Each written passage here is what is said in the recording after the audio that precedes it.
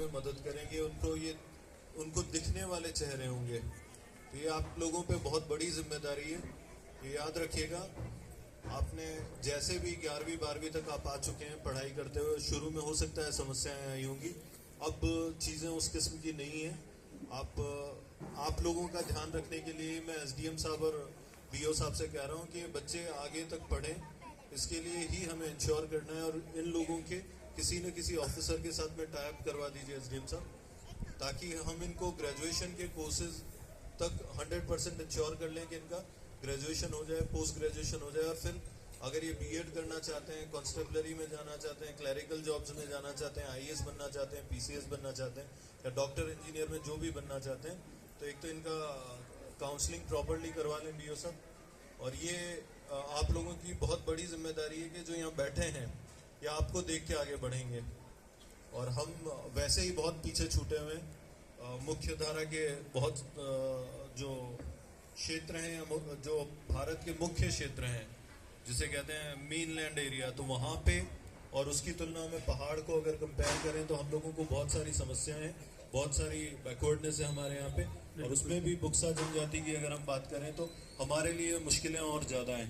तो आपको ये ध्यान रखना है, और अच्छे से ध्यान रखना है कि आपको फेल होना अलाउड नहीं है।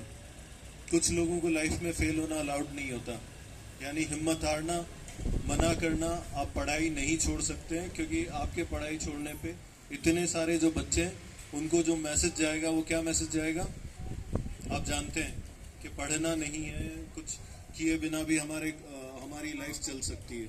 तो आपको हरगिज़ ये अलाउड नहीं है कि आप पढ़ना छोड़ें। हम आपकी जितनी मदद करनी होगी, डिस्ट्रिक्ट एडमिनिस्ट्रेशन और ऑनरेबल प्राइम मिनिस्टर सर, हमारी माननीय मुख्यमंत्री जी के नेतृत्व में जो सरकार है, वो आपकी मदद करने के लिए पूरी तरीके से कृत संकल्प है। बात सिर्फ इतनी है कि आप लोगों को हार ना मनाए, ठीक है? तो ये मेरी आप लोगों से रिक्वेस्ट रहेगी। और बाकी जितने ऑफिसर्स यहाँ पे हैं एजुकेशन डिपार्टमेंट के और दूसरे, मैं यही चाहता हूँ, यही वो सेगमेंट है जिस पे हम काम करके माननीय प्रधानमंत्री जी की बात को आगे बढ़ा सकेंगे।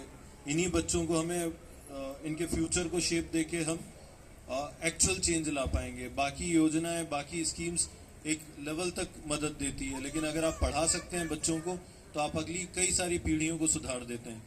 तो मेरी आप सभी लोगों से यही रिक्वेस्ट रहेगी कि these kids are the future of this particular community या बुक्सा जनजाति के ट्राइब के लिए अगर हम सोचें, तो इन बच्चों को अगर हम बना देते हैं एक बार, तो फाइनली हमें कुछ और करने की जरूरत नहीं पड़ेगी, ये खुद ही कर लेंगे अपनी लाइफ में बहुत कुछ।